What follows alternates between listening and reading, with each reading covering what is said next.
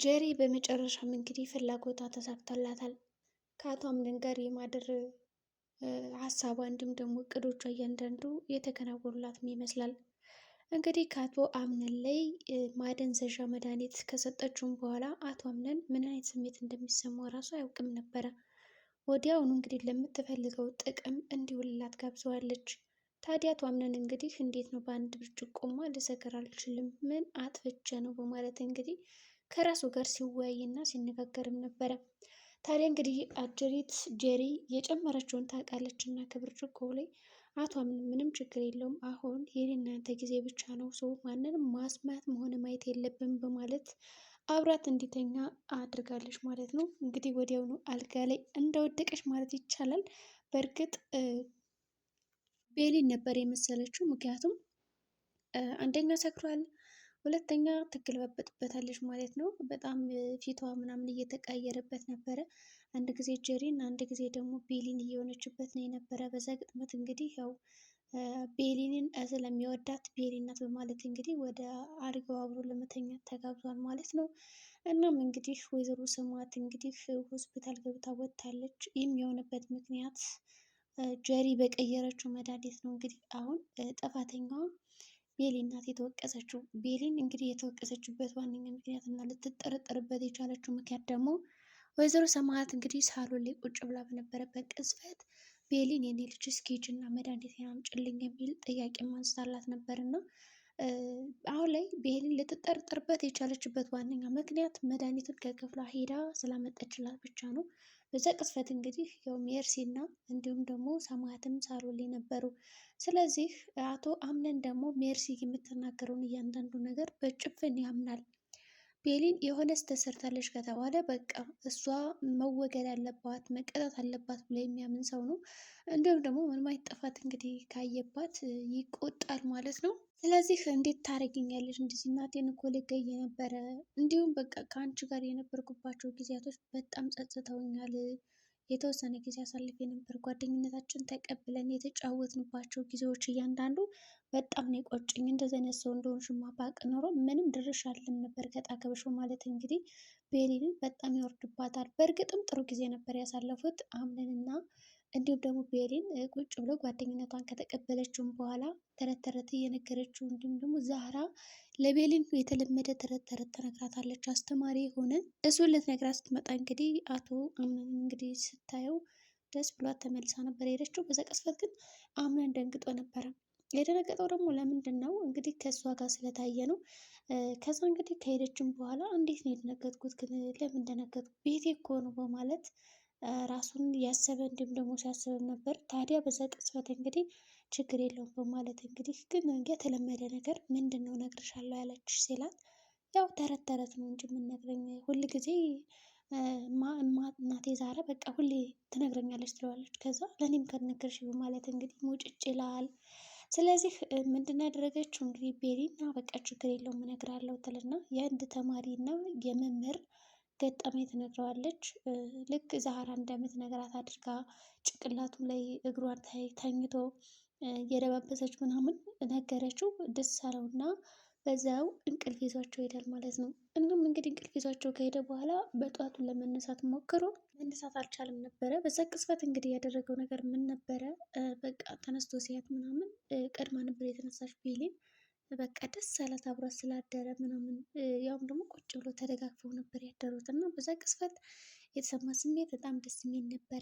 አልጠበቀችውም ሁሉ ጓደኝነታቸው እንደዚህ ይሰምራል ብላ። እናም እንግዲህ እንደዛ ካደረገችም በኋላ ያደረገችው ነገር ምንድን ነው? በቃ ንቅት ሲል እንግዲህ ጉንጩን ልትሰማው ስትል ሮጣ አምልጣለች ማለት ነው። ካመለጠችም በኋላ እንግዲህ ሌሎችም ያው እየጠበቋት ስለነበረ ብዙ ነገሮችን ለማድረግ እያሰበች እና እየሞከረችም ነበር። በዛ ቅጽበት እንግዲህ አቶ አምነን ወደ መኝታ ክፍሉ ለመሄድ እንግዲህ ደረጃ ላይ እየወረደም ነበረ። በዛ ቅጽበት ታዲያ ያው ቤሊንም ለሀብሳ ወርዳ ምናምን ጀሪ አምነንን ለማየት ወደ ክፍሉ ስትሄድ አምነን ያለው ከላይ ነው እትላታለች። ከዛ እንግዲህ እንዴት አደርግ የሚል ሰላምታ ስታቀርብለት የሚገርማቸው ነገር ቤሊንን ዝግት ነበር ያደረጋት። አብሮ አድሯል በፈገግታ በደስታ ግን ደግሞ ዝግት ነው ያደረጋት እና ለምንድን ነው ብላ ከፍቷትም ነበረ።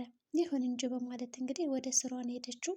አየሽ አይደል አምነን ምንም አይነት ቦታ ላንቺ የለውም እትላታለች ማለት ነው።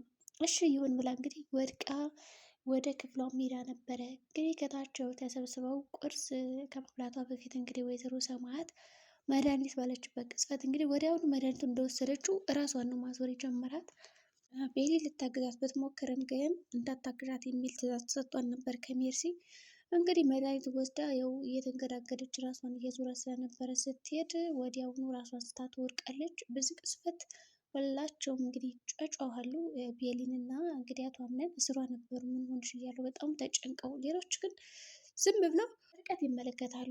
እንደውም በቃ መርሲማ ምን አለ በዛው ብትቀርልኝ እንደዚህ ተኝታ ብትሄድ ነው ደስ ይላል እያለች ነበር። ግን እዚህ ጋር ሲፈን እየሰራችው ስህተት ነበር። ሲፈንም ራሱ በርቀት ነው ተመልክታ ያየች፣ ልክ እንደ ጀሪ ልክ እንደ ሜርሲ እንግዲህ እነዛ ነበር መጠርጠር የነበረባቸው በርቀት ቁሞ የተመለከቱት እንጂ ቤሊን አልነበረባትም። እንግዲህ አምነን ተናዶ ስለነበረ ሆስፒታል ወስዷታል። ከወሰዳትም በኋላ እንግዲህ በቃ ፍዝዝ ብላ ነበር የመጣችው። ከመጣችም በኋላ ማንንም ሰው አታስታውስም። ማን እንደመረዛት ምን እንደተካሄደ ራሱ የምታውቀው ነገር የለም። እና በዚህ ጉዳይ ደግሞ ሜርሲ ደስተኛ ነበረች። ጥፋቱን እንዳለ ወደ ቤሊ እና ያዞሩት። እንግዲህ ቤሊ ናት እኮ ይህን ነገር ያደረገችው ስትለው እንግዲህ አቶ አምንንም ተመልሶ መጥቶ በቃ ሴቶች እንዳለ ሊወርድባቸው አሰበና ቤሊን ለብቻ ወደ መኝታ ክፍሉ በመውሰድ በጥፊ ይደበድባታል ማለት ነው። በእርግጥ ያለ ጥፋቷን የደበደባት በእርግጠኝነት እንግዲህ እውነቱን ሲያቅ ሊቆጭ ይችላል ማለት ነው። እና ደግሞ መፍጠን የለበትም ነበረ። በእርግጥ እናቱ ስለሆነች ነው እንደዛ ይጨከንባት ብዬ አስባለሁ። እና ምንም አይነት መረጋጋት የሚባል ነገር አልታየበትም ነበረ። ወዲያውኑ እጇን ጎትቶ ወስዶ በጥፊ ሲያጋጫት እኔ ምንም አላደረኩም እባክህ እያለች እንኳን ብትለምነው ምንም አይነት መልስ እየመለስላት አልነበረም። ሰው ያሳዝናል። እንግዲህ ቤሊንም አልቀሳ አልቀሳ በጣም ነው ያለቀሰችው። እንግዲህ ያሳዝን ነበረ። እዛ ደብድቧት ራሱ ወርውሮ ነው የጣላት። እንግዲህ ወደ መኝታ ክፍሉ የነበረው ወደ ሳሎን ወርውሮ ነው እንግዲህ ያስወጣት ከክፍሉ። በዛ ቅጽበት ሜርሲ እና ጀሪ ቁሞ ይመለከታሉ። ሜሪ ያው ማለት ጀሪ በጣም ፈርታ ወደ ክፍሉ ለመግባት ራሱ ፈርታ ነበረ። ከዛ ሜርሲ ገፋፋቻት። ይሄ አጋጣሚ እኮ ጥሩ ነው ላንቺ፣ አንደኛ በጣም ተናዷል። ስለዚህ አብረሽ መተኛት አትፈልግም ከሱ ጋር ደግሞ እኔን መስማት አለብሽ ትላትና ከእጂ ብላ በቃ መርዝ ትሰጣታለች ማለት ነው፣ ብርጭቆ ላይ እንዲጨምርበት። እዛ በቃ ደህና ነኝ እኔ አብረሽ ነው ያለሁት ከጎንኔ በማለት ታታልለዋለች ማለት ነው። ወዲያውኑ ብርጭቆውን እንግዲህ ጥሎት ብድግ ሲል ጭምር ታደርግበትና እንዲጠጣ ታደርገዋለች። ወዲያውኑ እንዴት ነው በዚህ ቅጽበት ሰከርኩ እንዴ? በጭራሽ የማይታመን ነገር ነው ይላል። እንግዲህ አቶ አምነን አብሯት ተኝቷል ከጆሪ ጋር። ስለዚህ አሁን ይህንን ነገር የተፈጠረው ነገር ያስታውሳል። ጆሪ የሆነ ነገር እንደጨመረችበት ያውቃል ወይስ ደግሞ አሁንም ቢሆን ቤሊን ይጠረጥራታል? ቤሊን መቼም የሱን መጠጦች እያንዳንዱ ቀርባ አታይም። ወይዘሮ ዛህራም ኤጅና እናት ዛህራም እንግዲህ ጅና ቁርስ ጥሪያቸው ስትባል እንግዲህ ለመጥራት ስትሄድ የሚገርማችሁ ነገር ያላየችው ያልጠበቀችው ነበር። በቃ አንድ ላይ ተኝተው ምናምን ያየቻቸው እና ቤሊ በጣም አለቀሰች። ለቅሶ ላይ ለቅሶ ነው እንግዲህ የጨመረችው። አምነንም እንግዲህ ሲነሳ በጣም ነበር የደነገጠው። እንግዲህ ጀሪኒ ምን አድርገች ነው በማለት አንገቷን ንቅ አድርጎቷን ነበረ። ጀሪ ደግሞ እኔ ምንም አላራኩም አንተ ፈልገህ ያደረግከው ነገር ነው በማለት እንግዲህ ሸወደችው። አምነን በጣም ነው እንግዲህ የተጸጸተው። ምክንያቱም ይህን ነገር ማድረግ አልነበረብኝም በማለት ሲያለቅስ ሲማረር በቃ ብርጭቆ እንዳለ አልጋውን ስብርብር ሲያደርገው ነው የነበረ። ከዛ ደግሞ በእርሳት ታንኳኩ ለምን ገባች በማለት እንግዲህ አመነጫጨቃት። ይህንም እንግዲህ አልቅሳን የወጣችው። እንግዲህ የዛሬ ቪዲዮአችን ይህን ይመስላል። አቶ አምነን ስህተተኛ ማን እንደው ሊያውቅ ይችላል ወይስ ደግሞ አይችልም?